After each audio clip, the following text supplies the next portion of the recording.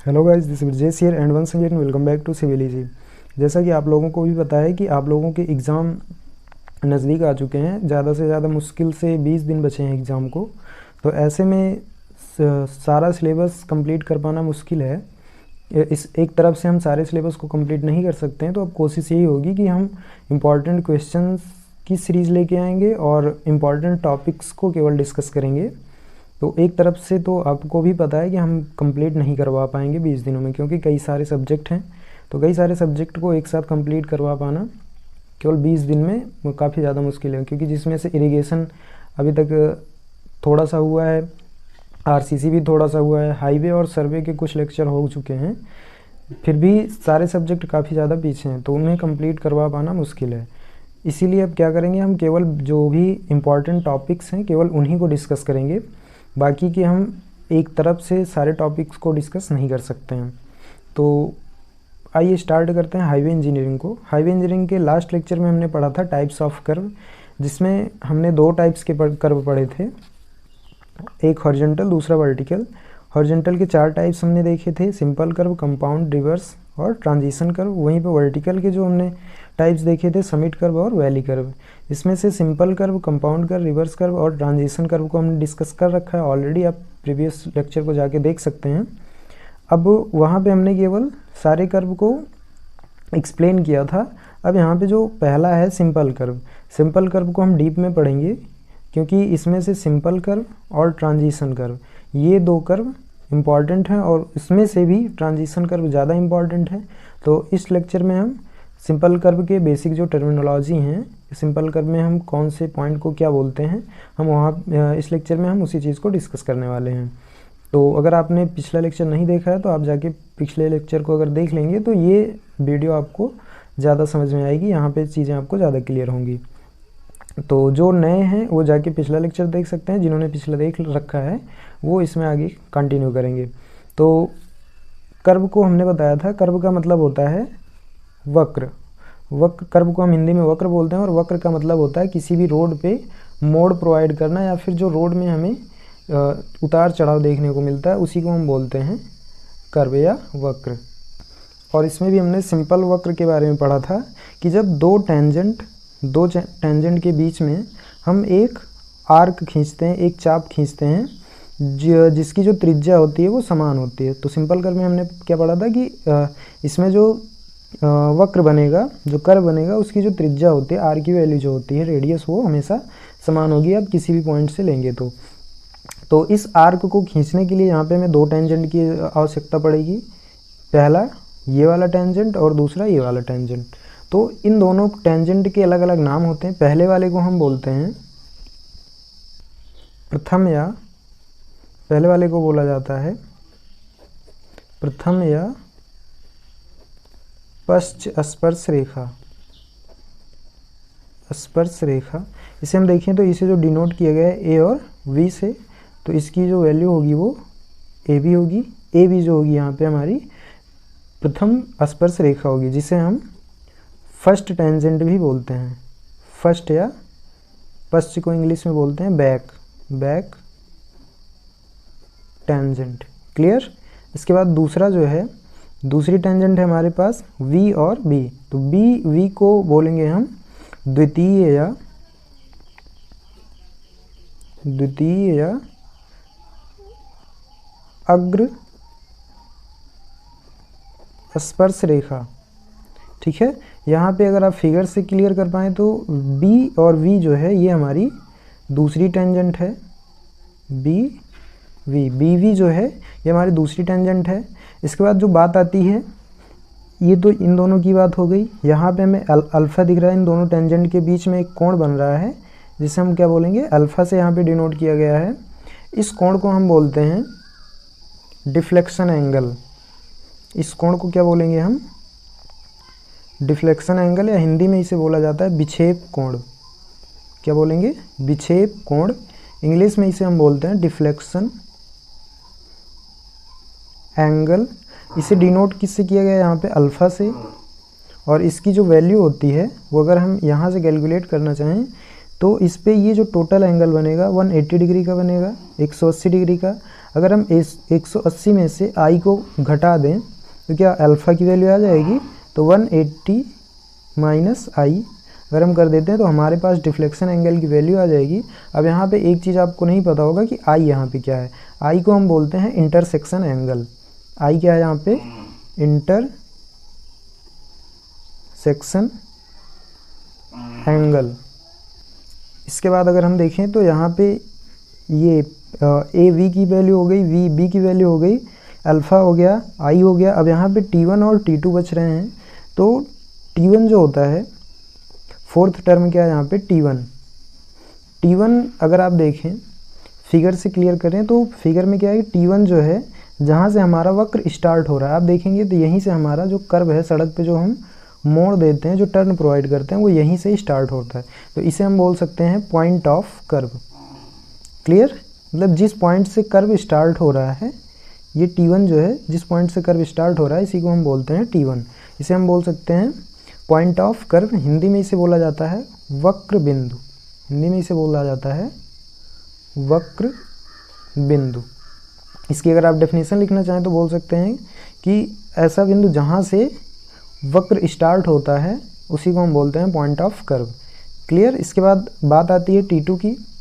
T2 पे आप देखें तो यहीं पे कर्व जो है समाप्त हो रहा है, कर्व का जो है यहाँ पे एंडिंग हो रही है, और यहाँ से फिर से हमारा टेंजेंट स्टार्ट हो रहा है। हमारी जो स्पर्श रेखा है वो यहीं से फिर से स्टार्ट हो रही है, मतलब हमारा यहाँ पे एंड ऑफ कर्व बोल सकते हैं, या फिर पॉइंट ऑफ टेंजेंसी, मतलब जहाँ से हमारा टेंजेंट स्टार्ट होता है। तो T2 को हम बोलेंगे पॉइंट ऑफ टेंजेंसी, या हिंदी में इसे बोलते हैं स्पर्श बिंदु। क्लियर, इतने टर्म क्लियर हुए। इसके बाद है ADT2। ADT2 यही हमारा मेन कर्व है। ये हमारा क्या है, मेन कर्व। तो यहाँ से हम लिख सकते हैं T1D को लिख सकते हैं, छठवां जो पॉइंट है T1D T1D जो है यही हमारा मेन कर्व है, मेन वक्र है। तो इसे हम बोल सकते हैं लेंथ ऑफ कर्व। हिंदी में इसे बोलेंगे वक्र की लंबाई। हिंदी में बोलेंगे इसे वक्र की लंबाई। क्लियर। इसके बाद जो पॉइंट हमारे पास बच रहे हैं वो हैं D और C। DC को हम बोलते हैं DC को बोला जाता है मिड ऑर्डिनेट। ये क्या है, मिड ऑर्डिनेट है, मध्य कोटि जिसे बोला जाता है हिंदी में, मिड ऑर्डिनेट। इसके बाद हम देखें तो एक पॉइंट और बच रहा है T1T2 जो है ये हमारी मेन कॉर्ड है। कॉर्ड मतलब जीवा, या फिर इसे हम बोल सकते हैं लॉन्ग कॉर्ड भी बोलेंगे। तो T1T2 को हम बोलेंगे T1T2, यहाँ से यहाँ तक की जो लेंथ है इसे बोलेंगे हम लॉन्ग कॉर्ड। लॉन्ग कॉर्ड, और हिंदी में इसे बोला जाता है दीर्घ जीवा। क्लियर। इसके बाद एक टर्म और बचता है R। आपको पता ही है क्या है, ये हमारी रेडियस है, त्रिज्या, वक्र की त्रिज्या इसे बोलेंगे, और इसे हम डिनोट करते हैं R से। इसकी जो वैल्यू होती है R = 1720/d। ये चीज़ काफ़ी ज़्यादा इम्पॉर्टेंट है। अगर आप किसी भी कॉम्पिटिटिव एग्ज़ाम की तैयारी करते हैं तो वहाँ पे इसमें सिंपल कर्व से अगर कुछ पूछा जाता है तो ये रेडियस ऑफ कर्व जो है, वक्र की त्रिज्या के बारे में पूछा जाता है। तो ये आपको ये वैल्यू याद होनी चाहिए कि R = 1720, मतलब 1720/d होता है। D जो होता है यहाँ पे डिग्री ऑफ कर्व होता है, डिग्री ऑफ कर्व। तो ये कुछ बेसिक से टर्म्स थे सिंपल कर्व में। तो आई होप आपको सारे टर्म क्लियर हुए होंगे। अगर नहीं क्लियर हुए हैं तो आप वीडियो को दोबारा देख सकते हैं। इसके बाद अगर हम बात करें तो हमारे पास है ट्रांजिशन कर्व। आइए ट्रांजिशन कर्व को भी जल्दी से डिस्कस कर लेते हैं, उसके बाद हम नेक्स्ट टॉपिक पे जाएंगे। तो ये हमारे सामने एक ट्रांजिशन कर्व का फिगर है, जिसमें हमने पीछे के लेक्चर में हमने टाइप्स ऑफ ट्रांजिशन कर्व देखा था। 4 टाइप्स हमने देखे थे, जिसमें हमने आपको बताया था कि ज़्यादातर इंपॉर्टेंट जो है 3 ही हैं, स्पायरल, लेमनिस्केट और क्यूबिक पैराबोला। जल्दी से आइए देख लेते हैं कि ये होता क्या है। तो यह स्पायरल तथा पैराबोला प्रकार का होता है। क्लियर। यहाँ पे हम देखें तो स्पायरल और ये क्यूबिक या फिर लेमनिस्केट टाइप का होता है, तो वही बोल रहे हैं। और इसकी त्रिज्या जो है अनंत से शुरू होकर घटते घटते सरल वक्र के स्पर्श बिंदु पर आकर सरल वक्र की त्रिज्या के बराबर हो जाती है। तो यहाँ पे देखें अगर, तो ये जो ट्रांजिशन कर्व होता है ये हमेशा इनफाइनाइट से स्टार्ट होता है। इसकी जो त्रिज्या है यहाँ पे अगर हम देखें स्ट्रेट लाइन की त्रिज्या, तो स्ट्रेट लाइन की त्रिज्या जो होती है वो इनफाइनाइट होती है। तो वही बोल रहे हैं कि इसकी त्रिज्या अनंत से शुरू होकर, ये अनंत से शुरू होती है इनफाइनाइट से, इसके बाद ये धीरे धीरे कर्व का रूप लेना स्टार्ट होती है, मतलब धीरे धीरे ये घटना स्टार्ट हो जाती है। उसके बाद क्या है कि स्पर्श बिंदु पर आकर सरल वक्र की त्रिज्या के बराबर हो जाती है। तो जो हमने सिंपल कर्व पढ़ा था, एक पॉइंट ऐसा आता है जहाँ पे ये आके सिंपल कर्व की रेडियस के बराबर हो जाता है।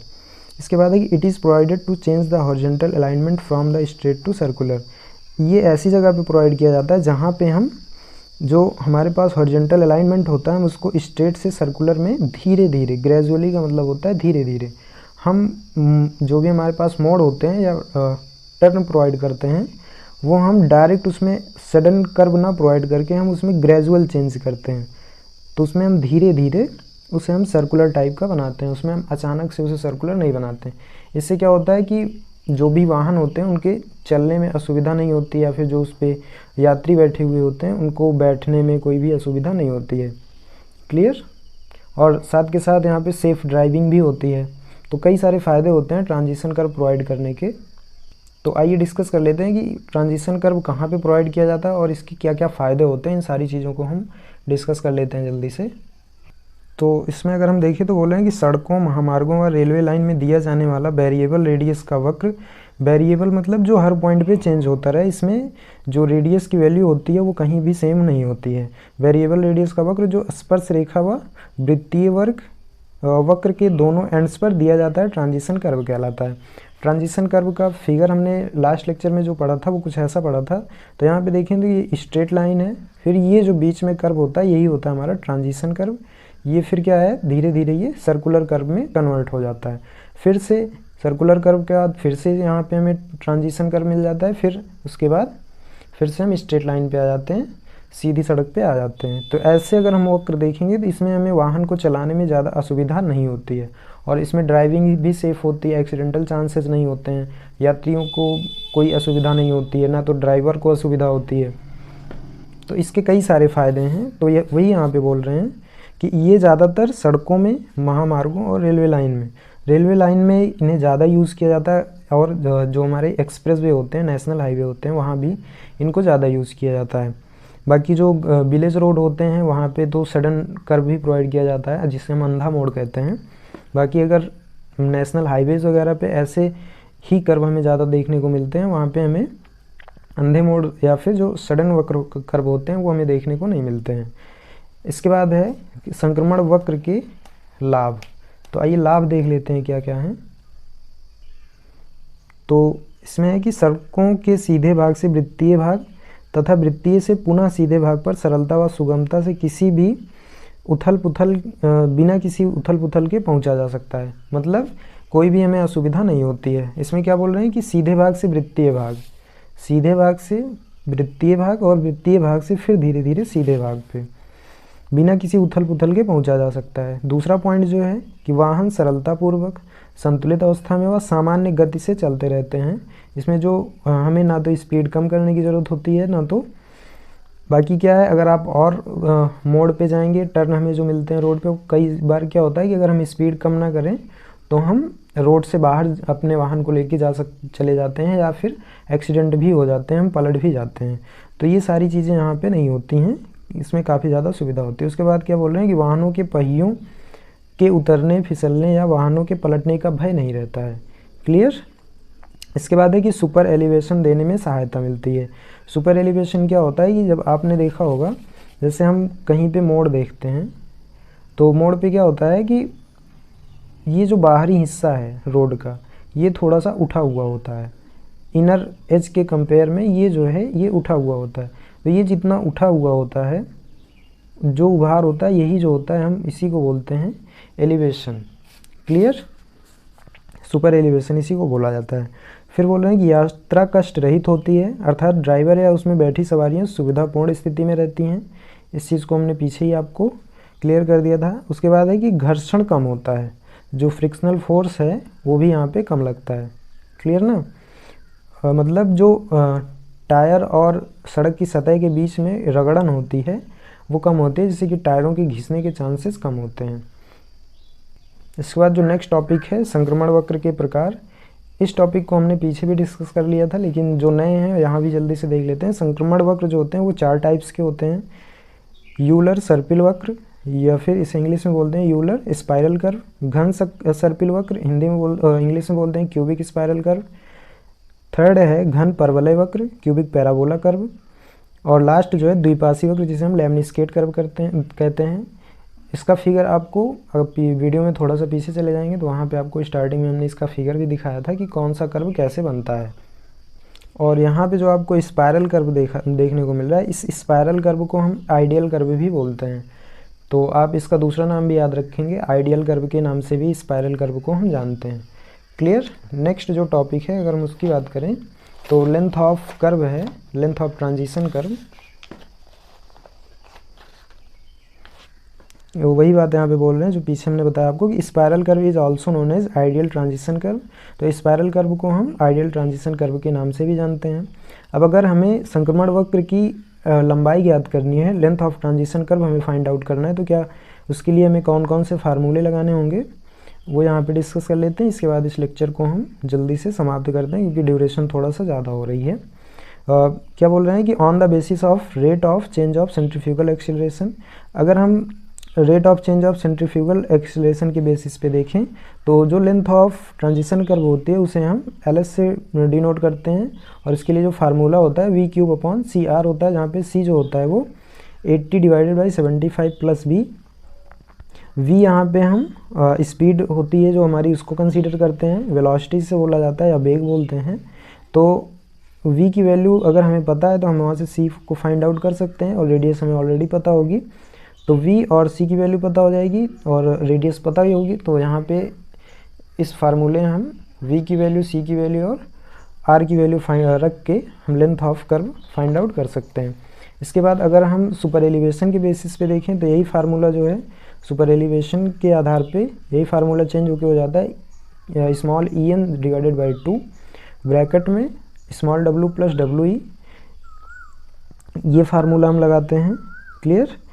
और इसके लिए भी 2 कंडीशन यहाँ पे बनती हैं। पहली कंडीशन है इफ़ रोटेटेड अबाउट सेंटर।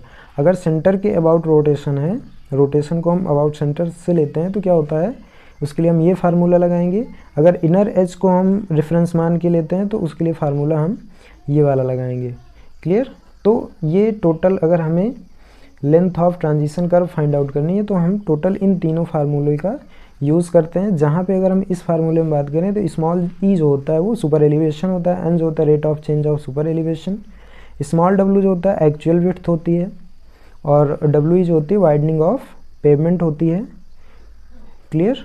तो आई होप आपको सिंपल कर्व की जो बेसिक टर्मिनोलॉजी है वो क्लियर हुई होगी, और ट्रांजिशन कर्व क्या होता है और लेंथ ऑफ ट्रांजिशन कर्व कैसे फाइंड आउट करते हैं, ये सारी चीज़ें आपको क्लियर हुई होंगी। तो इस वीडियो हाईवे इंजीनियरिंग के इस वीडियो में बस इतना ही। मिलते हैं नेक्स्ट वीडियो में। तब तक के लिए जय हिंद, जय भारत।